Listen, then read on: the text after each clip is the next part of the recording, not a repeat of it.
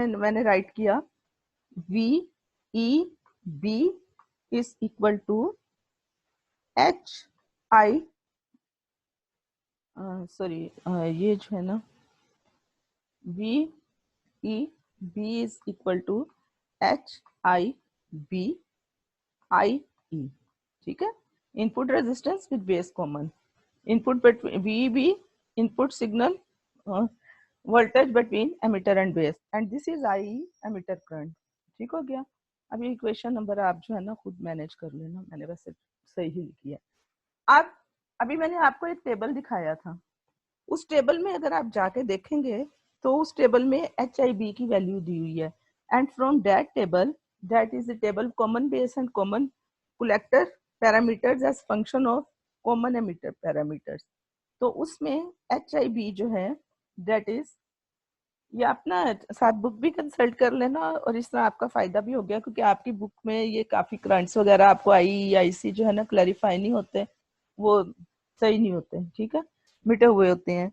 लेकिन यहाँ पे मुझे नोट पैड पे लिखते हुए ना थोड़ा सा वो बिल्कुल साथ नहीं हो रहा, लेकिन मैं कोशिश कर रही हूँ कि प्रॉपर वे में लिखूँ, ठीक है। तो एच आई बी उस टेबल से उसकी वैल्यू दी हुई है H I E 1 plus H F ई, यहाँ मैं लिख भी देती हूँ फ्रॉम टेबल 4.1, ओके। अब आप ये वाली एच आई बी की वैल्यू 3 में सब्स्टिट्यूट कर दें, ठीक है, नंबर 3 में सब्स्टिट्यूट कर दें। तो जब आप इसको नंबर 3 में सब्स्टिट्यूट करेंगे तो आपके पास इक्वेशन आ जाएगी V E B is equal to, अब एच आई बी की वैल्यू लगाइए, क्या आएगी, H I E over 1 plus H F E, ठीक है, and I E, this is your equation number 4, ठीक है। ट्रांसकंडक्टेंस, अब हमने ट्रांसकंडक्टेंस फाइंड आउट करनी है, और ये मैं आपको बहुत अच्छी तरह इसकी डेफिनेशन और सब कुछ कैलकुलेट करवा चुकी हूँ। ट्रांसकंडक्टेंस, तो बेटा यहाँ पे आपने सबसे पहले, अब वीडियो लॉन्ग हो जाएगी, मैं इसको दोबारा नहीं करवा रही, आपने जो मैंने आपको डेफिनेशन करवाई थी और फार्मूला, सबसे पहले इस आर्टिकल में पहले आप ट्रांसकंडक्टेंस को डिफाइन करोगे, फिर ratio of the IC to VEB, ठीक है, जब कॉमन एमिटर किया था तो VBE था, ठीक है, अब VEB है। अब अभी हमने दो चीजों की वैल्यू कैलकुलेट की है, IC की और IC की और VBE की। तो आप ऐसा करें कि सब्स्टिट्यूट कर दें वो वैल्यूज जो पीछे हमने फाइंड की हैं। IC की क्या वैल्यू थी, आप क्या लिखेंगे, substituting the value of IB and IC from that equation. तो ये IC की वैल्यू अभी मैंने आपको कैलकुलेट करके दी है, क्या वैल्यू है, minus H over E H F plus over 1 plus H F E, ठीक है, इंटू आई ई, ये IC की वैल्यू है, और डिवाइडेड बाय VEB की क्या वैल्यू आई है, अभी जो मैंने कैलकुलेट करके दी है, that is H I E over 1 plus H F E, sorry 1 plus H, ये मुझे लगता है मुझे ना अगले पेज पे लिखना पड़ेगा। तो GM इज इक्वल टू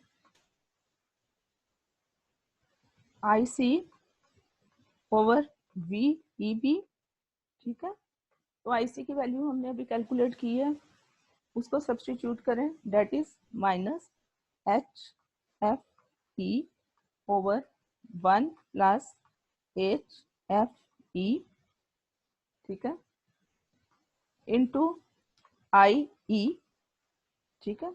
ये बेटा जो एफ है ना, ये वो लिखने में जरा ऊपर हो रहा है, लेकिन ये सब्सक्रिप्ट है, एच के साथ एफ और ई दोनों सब्सक्रिप्ट में है, और ये आपकी बुक में लिखा है, ये मुझे इतना एक्सप्लेन करने की जरूरत भी नहीं है, ठीक है। और अब आप लगाइए VEB की वैल्यू, अभी VEB की वैल्यू क्या निकाली है, ये जो है हमने H I E over 1 plus H F E, ठीक है, आई ई। अब जरा इस इक्वेशन को अगर मैं इक्वेशन नंबर 5 कह रही हूँ तो आप आई और आई कैंसिल कर दो, इसको और इसको कैंसिल कर दो, तो जी एम ट्रांस कंडक्टेंस की वैल्यू आपके पास आ जाएगी minus H F E over H I E. This is your equation number 6। Now the transconductance for the common base circuit has the same magnitude as for the common emitter circuit। ठीक है, transconductance का common emitter circuit के लिए formula यही था। यहाँ जो एक फर्क है कि इसमें नेगेटिव साइन आया है। The negative sign arises because we are using VEB for the input voltage instead of VBE। वहाँ एमिटर कॉमन था तो इनपुट को हमने VBE दी थी। यहाँ बेस कॉमन है, हम कॉमन बेस को पढ़ रहे हैं, तो इनपुट हमने जो देनी है दैट इज VEB है। तो उस सूरत में इस वजह से जो है हमारे पास जो है नेगेटिव साइन आ रहा है। ठीक, और अब ये हमने जीएम मॉडल कैलकुलेट कर लिया, फिर सर्किट भी दिखा दिया कि उसमें जो सर्किट है आप अपनी जरा फिगर देखना 4.14 जो 4.14 सी, ठीक है, जैसे हमने कॉमन एमिटर में किया था कि फिर हमने वो जो एच एफ ई आई बी की जगह जी एम बी बी लगाया था, अब हम एच एफ ई आई की जगह minus G M B B लगाएंगे। ठीक हो गया जीएम मॉडल के लिए। उसके बाद हमने कुछ गेन्स कैलकुलेट किए थे, इनपुट रेजिस्टेंस कैलकुलेट की थी, आउटपुट रेजिस्टेंस कैलकुलेट की थी, ठीक है ना। और अब सबसे पहले हम वोल्टेज गेन कैलकुलेट करेंगे। सेम हमने कॉमन बेस के लिए करना है।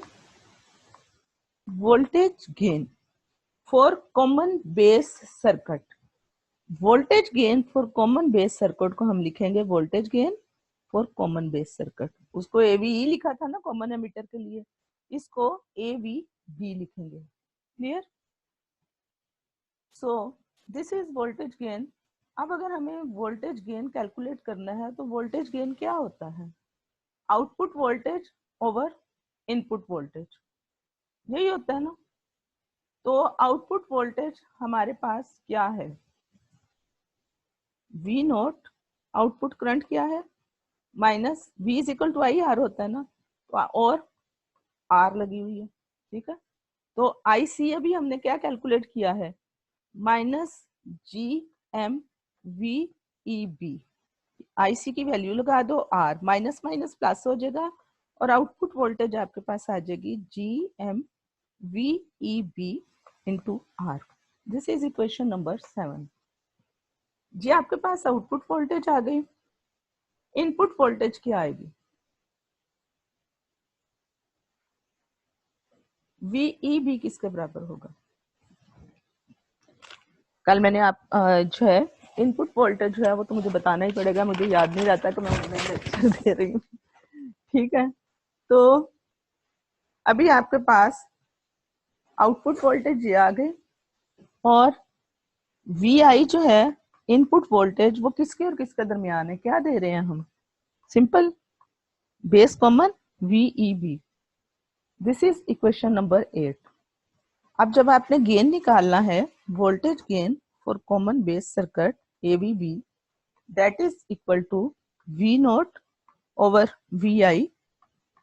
V नोट की वैल्यू सब्स्टिट्यूट करें, VEB R और VI की जगह VEB। This is cancelled and we get GMR। ठीक हो गया, ये है वोल्टेज गेन। अब हम कैलकुलेट करेंगे current gain for common base amplifier. अच्छा एक बात है, जब मैंने आपको सारा कुछ वो इन तीनों एम्पलीफायर्स का common base, common emitter, common collector का कंपैरिजन भी पढ़ाया था, तो उसमें ये सब कुछ मैंने बता दिया था और एक कंपैरिजन टेबल भी कहा था कि अब इसको याद भी करना है, जिसमें करंट गेन और वोल्टेज गेन और सब कुछ बताया गया था कि किसकी इनपुट रेजिस्टेंस कितनी होती है, किसकी आउटपुट। अब वीडियो लंबी हो जाएगी, इन चीज़ों को मैं डिफाइन नहीं कर रही, आप वो उसको एक दफ़ा रिवाइज कर लीजिएगा। ठीक है, अब करंट गेन, ये रिलेशन मैं अभी कैलकुलेट कर चुकी हूँ, minus G M V E V, this is equation number 10। ठीक है, पीछे हमने फ्रॉम इक्वेशन 3 थी, या फ्रॉम इक्वेशन लिख देती हूँ, आप पीछे चेक कर लीजिएगा कि कितने नंबर की थी। वैसे मुझे लगता है 3 थी, एनीवे यू कैन चेक। आप, हमने अभी वी बी की वैल्यू निकाली थी, एच आई ई, ये जो हमने एच आई बी की वैल्यू टेबल से लगाई थी, ठीक है, कन्वर्जन टेबल से, दिस, ठीक हो गया। तो अब ये जो वी ई बी की वैल्यू है इक्वेशन 11 से, इसे इक्वेशन 10 में सब्स्टिट्यूट कर दो। I C is equal to minus G M, और वी बी की जगह क्या लगाएंगे, H I over 1 plus H F E into I E, this is equation number 12। चले अब आगे चले, तो आपके पास करंट गेन जो है वो output current over input current होता है। तो current gain for common base amplifier, ठीक हो गया। आउटपुट करंट क्या है, आई सी, इनपुट करंट क्या है, बेस तो कॉमन है ना, तो आई ई। अब आई सी और आई ई की वैल्यूज सब्स्टिट्यूट आप इसमें कर, ये भी जो मैंने पीछे रिलेशन निकाला है वो मैं दोबारा लिख देती हूँ। अभी मैंने आई सी की वैल्यू निकाली है, माइनस जी एम, एम जो है ये सबस्क्रिप्ट में है, ठीक है, minus G M H I E over 1 plus H F E into I E, ठीक है। अगर मैं आई ई को इधर ले जाऊं तो वो इस तरह लिखा जाएगा, आई सी ओवर आई ई, और ये आई सी ओवर आई ई क्या है, current gain for common base amplifier, and this is minus G M H I E, G M, और साथ आ जाएगा H I E over 1 plus H F E, यानी ये जो है इसको हम दूसरी साइड पे ले गए आई ई को। तो ये आपकी इक्वेशन नंबर 13 हो गई। ये इक्वेशन के नंबर जरा ऑर्डर में कर लीजिएगा, क्योंकि वो अब मैं पीछे बार बार जाऊंगी तो फिर वीडियो लंबी हो जाएगी, ठीक है। चलिए, ये आपकी होगी इक्वेशन नंबर 13। अब क्या निकली है equation, a current gain for common base amplifier is I C over I E is equal to minus gm h I e over 1 plus h f e। ये किया ना हमने 13 इक्वेशन। चले, ऑफन ये होता है मोस्ट केसेस में कि H F E is greater than 1 होता है, so we can neglect this one